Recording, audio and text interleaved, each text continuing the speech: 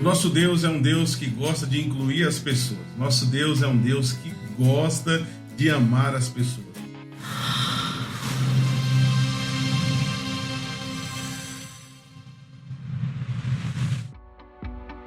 Os relatos bíblicos mostram no decorrer da história que ele sempre quis ter as pessoas próximas. Tem um versículo na Bíblia que diz que ele queria colocar Israel como as galinhas colocam os pintinhos debaixo de suas asas. Tem outros relatos bíblicos que falam do amor de Deus pelo seu povo, o que ele fez para libertar o povo que estava oprimido lá no Egito, o que ele fez para que esse mesmo povo atravessasse o mar, o que ele fez para que esse povo chegasse naquelas cidades prometidas e tivessem êxito, o que ele fez quando mandou o seu filho para morrer por amor a nós. Você vê na Bíblia toda que Deus é um Deus que nos ama, que é bondoso, que é misericordioso, e a sua palavra diz que a misericórdia dele é a causa de nós não sermos consumidos. E para você entender mais desse amor de Deus, você só entender aquilo que Jesus fez. Antes nós estávamos condenados, enfiados no pecado até a cabeça, mas ele nos deu vida, e essa vida é através de Cristo Jesus. Agora deixa eu te falar um negócio. Todas as vezes que a gente peca, todas as vezes que a gente falha, e isso acontece todos os dias com todas as pessoas, a gente tem um costume de nos afastarmos de Deus. A gente tem um costume de pensar que por isso ele vai nos excluir. Por isso a gente está condenado. Eu já falei em um vídeo anterior que não existe condenação para quem está em Cristo Jesus. Mas deixa eu te falar uma coisa. Realmente a gente se abate. Realmente a gente fica, quem é cristão, sentado lá no último banco da igreja, pensando que todo mundo vai nos julgar, pensando que as pessoas vão olhar para a gente diferente. E mesmo que aconteça isso, deixa eu te falar, quem morreu na cruz por você foi Cristo. Ninguém pode julgar você, ninguém pode dizer o que você deve ou não fazer a respeito dessa situação, a não ser o próprio Cristo, porque foi ele que morreu por você.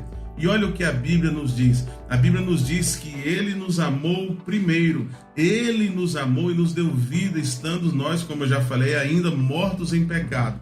Tem uma história bem curiosa e bem interessante que você já conhece. A gente sabe que Pedro, ele negou Jesus.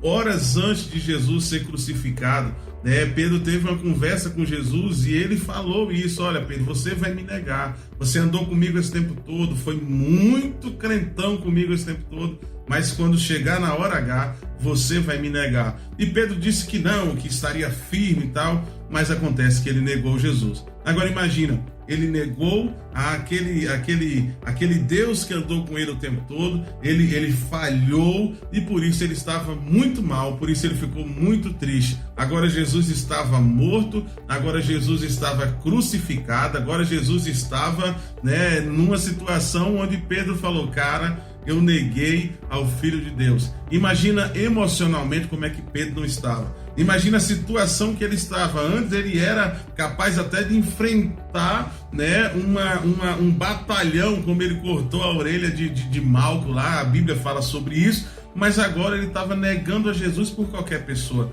Você consegue entender isso? Pedro era tão valente para defender a Cristo que ele era capaz de enfrentar soldados armados.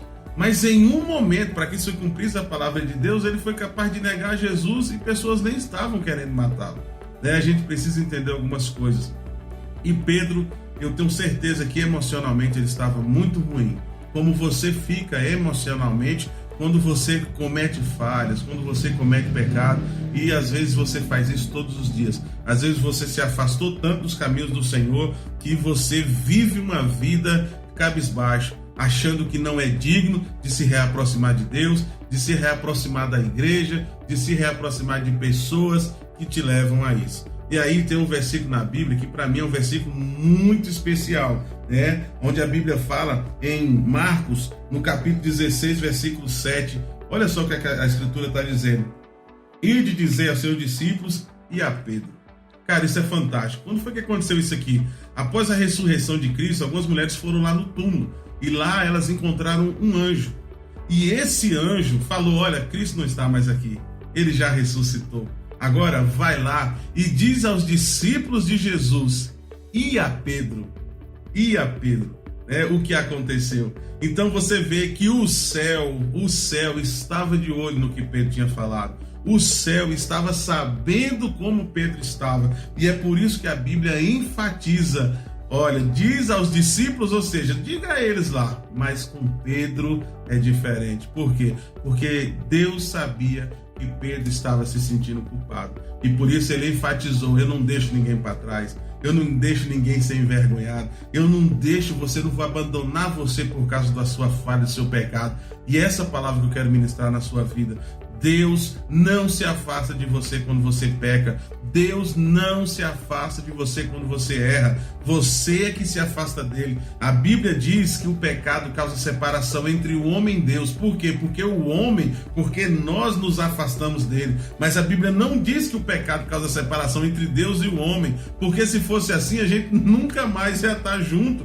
Porque nós vivemos pecando. É por isso que a gente recebe a Cristo como Senhor e Salvador das nossas vidas, e o sangue dele é capaz de cobrir os nossos pecados. Deus, quando olha lá de cima, ele vê o sangue de Jesus sobre a minha vida. Ele não vê as minhas falhas e iniquidades. É por isso que a gente precisa entregar a nossa vida a Jesus e entender que entregando a nossa vida a Jesus, como eu já falei anteriormente, nenhuma condenação há. Então entenda, Deus ele não vai te deixar para trás. Ele não vai esquecer de você porque você falhou.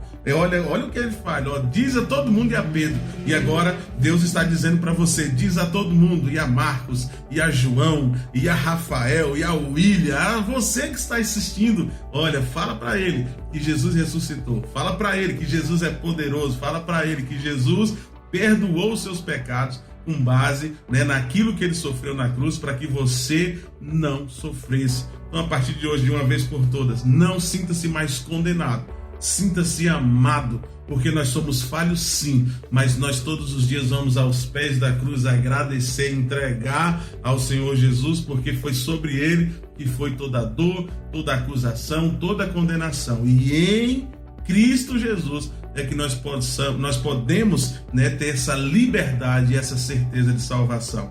Deus incluiu você no plano da salvação. Não sinta-se menor do que ninguém. Você está incluso no plano da salvação. Você está dentro dessa arca da salvação. E por isso que você não deve viver mais cabisbaixo, condenado.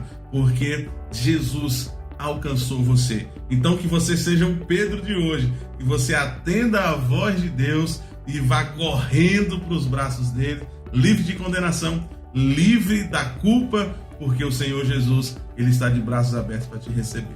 Um grande abraço. Fala, gente, Ramiro Dourado falando com vocês. Eu quero convidar você a curtir o nosso canal, a comentar, a dar like, a se inscrever. Eu quero outra coisa que você faça. Vai lá e dá um badalo nesse sino. Vamos fazer a obra de Deus. Eu faço o vídeo, você compartilha, você assiste, você comenta, e assim a gente vai estar promovendo o reino do Senhor, tá bom? Grande abraço para você e a gente se vê.